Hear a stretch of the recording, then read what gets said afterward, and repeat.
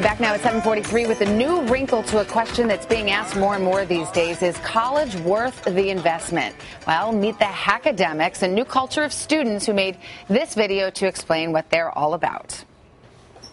A Hackademic is open-minded, independent, curious, innovative, autonomous, hungry, self-directed, intuitive, motivated, intelligent, resourceful, hardworking, ambitious, creative.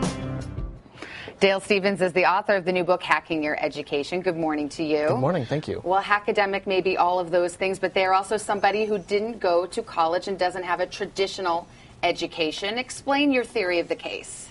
I left school when I was 12 and I didn't go to middle school or high school. I came to my parents and said, I'm not learning what I want to in school.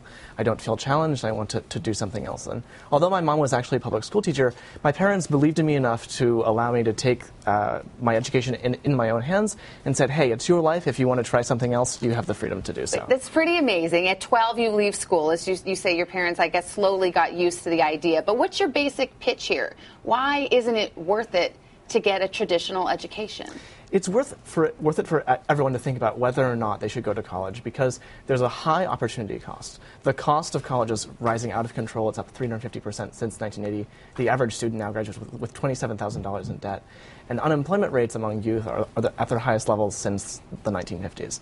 And so it's really hard to argue that you should go and spend 4 years and hundreds of thousands of dollars when there's not a guaranteed return of getting a job. Well, let me ask you this. Are your prospects not a great deal better with a college degree than without one? I mean, even for these jobs that you say maybe aren't that great for someone with a college degree, sometimes that's just the credential to get you in the door so that an employer can discover how wonderful and creative and intelligent you are. There are always going to be jobs that require credentials, like being a doctor or a lawyer, but there are a whole host of other jobs where now everyone who applies has a college degree, and the college degree doesn't actually tell employers anything about whether or not you're a good candidate. It doesn't tell you anything about whether or not you have the skills and talents that will allow you to do the job. Go ahead. I challenge employers to take a step back and think about how they're going to assess people in a world where everyone who's applying has a degree. One of the things you write is, while other kids my age sat in class, I organized collaborative learning groups, found mentors, took college classes, lived in France, worked at startup companies, helped political campaigns, and started my own businesses. Can we agree that you're special? But if I'm a parent at home and I'm looking at my kid, I'm thinking, boy, if he dropped out of school, I'm not sure he'd be in France taking classes. He might be playing video games or something like that. I'm not arguing that everyone should drop out of college, and that would be as ridiculous to say as everyone should go to college. But I think that everyone should take a step back and think about how they're investing their time.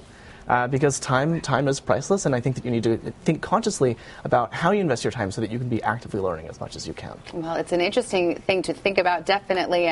Will provoke a lot of conversation. The book is called Hacking Your Education. Dale Stevens, it's great to meet you. Congratulations on your success.